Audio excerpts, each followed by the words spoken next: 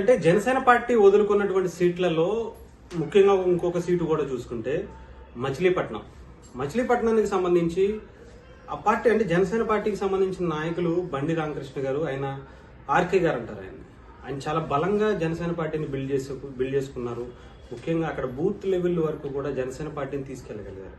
చెప్పాలంటే కృష్ణా జిల్లా మొత్తానికి కూడా ఆయన ఒక్కళ్ళే ఇన్ఛార్జిగా ప్రకటించి చాలా బలంగా జనసేన పార్టీని తీసుకెళ్లిన సీట్లలో కృష్ణా జిల్లా మొత్తంలో కూడా ఆయన ఒక్కరే కనిపిస్తారు. వారాహి యాత్రలో ఆయన భాగం చాలా ఉంది. ఎందుకంటే ఆయనకి క్యాటరింగ్కి సంబంధించి ఆయనే దగ్గరుండి చూసుకునేవారు వారాహి మొత్తం. అలాగే అంతకుముందు బహిరంగ సభలు కావచ్చు, చాలా వాటికి కూడా ఆయన కాంట్రిబ్యూషన్ చాలా ఉండేది జనసేన పార్టీకి. అలాంటి సీట్ను కూడా వదిలేసుకుంది జనసేన పార్టీ. ఎందుకు ఏంటి అనేది మనం పక్కన పెడితే, అక్కడ గతంలో ఎమ్మెల్యేగా పోటీ చేసి గెలిచినటువంటి వ్యక్తి కొల్లు రవీంద్ర గారు ఆయనకి ఇస్తే బాగుంటుందని చెప్పి టీడీపీకి ఇచ్చారని తెలుస్తుంది. అంటే సామాజిక పరంగా చూసుకున్నా జనసేన బలంగా ఉంది, ప్రస్తుత పరిస్థితుల్లో చూసుకున్నా జనసేన బలంగా ఉంది. మరి ఎందుకని నాకు ఇప్పటికీ ఆ సీటు కూడా అర్థం కాలేదు. ఇకపోతే మొన్న కూడా బూత్ స్థాయి కమిటీలు కూడా ఆల్మోస్ట్ అన్ని ఫిల్ చేసి దాదాపు 180 బూతులకి పైగా ఒక్కొక్క బూత్కి ముగ్గురు చొప్పున అనౌన్స్ చేసి దానికి సంబంధించి ట్రైనింగ్ కూడా ఇప్పించారు. అయినా కూడా మళ్ళీ లాస్ట్కి అంటే ఇప్పుడు అంగబలం ఆర్థిక బలం అని ఇందాక అనుకున్నాం కాబట్టి, ఈ ఆర్థిక బలంగా ఉన్న వ్యక్తి కూడా ఆర్థికంగా చాలా బలమైనటువంటి వ్యక్తి. మొత్తం చెప్పాలంటే జనసేన పార్టీలో చాలా బలమైన వ్యక్తులు కొంతమంది ఉంటారు. అలాంటి బలమైన వ్యక్తుల్లో ఆర్కే గారు కూడా ఒకళ్ళు.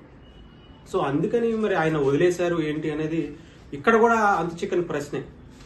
టీడీపీ బలంగా ఉంటే టీడీపీ మరి ఎందుకని గతంలో 2019లో ఓడిపోయింది అనేది ఒకటి, జనసేన పార్టీకి ఎలాంటి అవకాశాలు ఉన్నాయనేది ఒకటి.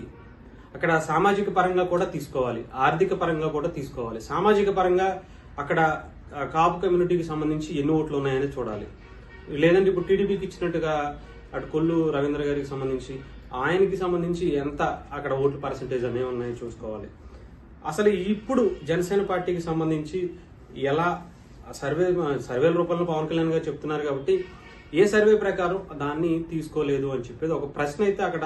కానీ ఇక్కడ ముఖ్యంగా చూసుకోవాల్సింది ఏంటంటే, మిగతా నాయకుల్లాగా ఆర్కే గారు బయటకు వచ్చి నిరసనలు కానీ ఇంకొకటి కానీ చేయలే. చాలా హుందాగా పవన్ కళ్యాణ్ గారి దగ్గరికి వెళ్ళి మాట్లాడినట్టుగా తెలుస్తుంది. ఇది పవన్ కళ్యాణ్ గారికి ఆయన విషయంలో కూడా చాలా పాజిటివ్గా ఉంటారు పవన్ కళ్యాణ్ గారు. కానీ మరి ఎందుకని ఆయన్ని కూడా పక్కన పెట్టారు, అసలు ఎటువంటి రాజకీయ పరిస్థితుల వల్ల, ఏ ఒత్తిళ్ల వల్ల ఆయన దానికి ఒప్పుకోవాల్సి వచ్చిందో తెలియదు. కానీ ఆర్కే గారికి ఇచ్చి ఉంటే చాలా బాగుండేది అని చెప్పి కృష్ణా జిల్లా మొత్తం అనుకుంటున్నటువంటి ప్రశ్న. మరి ఏమన్నా సీట్ చేంజ్ చేస్తారా అని అనుకున్నారు కొంతమంది, పెడనిస్తారు అనుకున్నారు. కానీ పెడన కూడా అనౌన్స్ చేస్తారు. లేదు రేపొద్దున అవనిగడ్డకి సంబంధించి ఒకటైతే ఉంది, మరి అక్కడ ఇస్తారా లేదా అనేది తెలియదు. అక్కడ కూడా ఏంటంటే బలమైన నాయకత్వం లేదు కాబట్టి మరి ఏమన్నా చేంజ్ చేస్తే అది ఆర్కే గారికి ఇస్తే బాగుండు అనేది కూడా ఉంది.